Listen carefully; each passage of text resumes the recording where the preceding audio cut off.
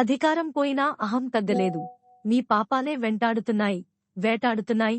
MLA Veeresham. అధికారం పోయినా అహం తగ్గలేదు. మీ పాపాలే వెంటాడుతున్నాయి, వేటాడుతున్నాయని నకిరేకల్ ఎమ్మెల్యే వేముల వీరేశం అన్నారు.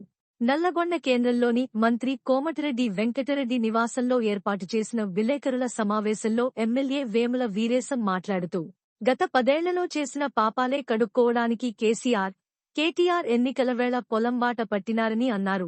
10 ఏళ్ల నల్లగొండకు అభివృద్ధి చేయలేదు అన్నారు. మంత్రి కోమటిరెడ్డి వెంకటరెడ్డి ఆధ్వర్యంలోని ఇప్పుడే అభివృద్ధి చెందుతుంది అన్నారు.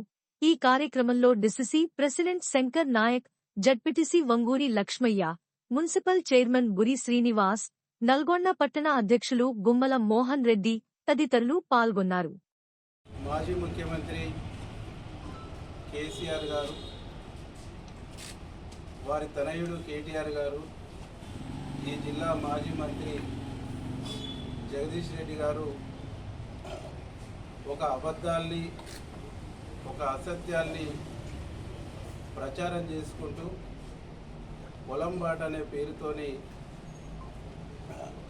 ఒక దొంగ ముచ్చట్లు చెప్పి, దొంగ మాటలు చెప్పి పార్లమెంటులో ఎన్నికల్లో లబ్ధి పొందేటువంటి ఒక ప్రయత్నాన్ని ప్రారంభించారు. దీనిని జిల్లా ప్రజలు గమనించాలి, అర్థం చేసుకోవాలి, ఆలోచించాలి. వీళ్ళ దొంగ మాటల్ని, వీళ్ళ దొంగ ఆరోపణల్ని ఎండగట్టాలని చెప్పేసి మేము నల్గొండ జిల్లా ప్రజలకు విజ్ఞప్తి చేస్తాం.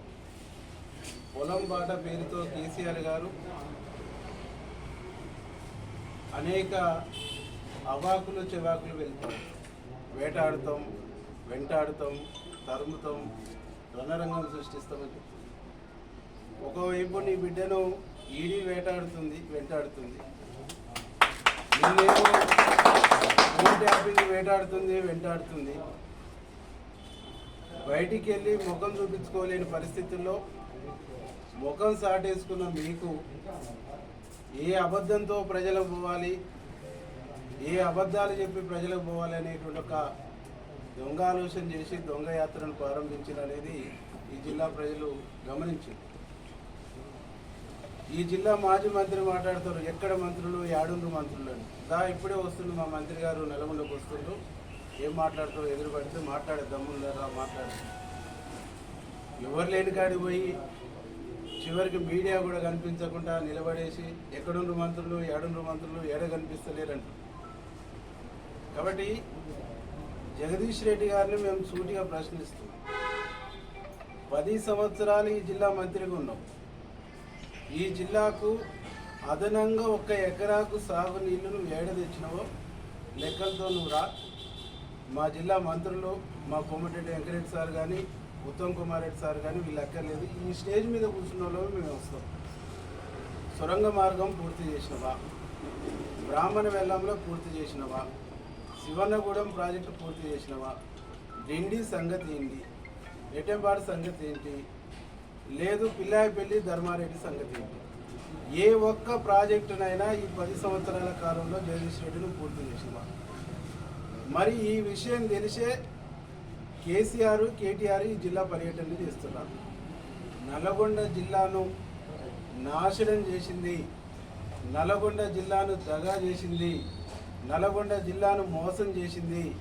నల్గొండ జిల్లా ప్రజలకు క్షమాపణ చెప్పవలసినటువంటి వాళ్ళు మొదట కేసీఆర్, తర్వాత కేటీఆర్, తర్వాత ఈ జిల్లా మంత్రిగా 10 సంవత్సరాలు చేసినటువంటి జగదీష్ రెడ్డి.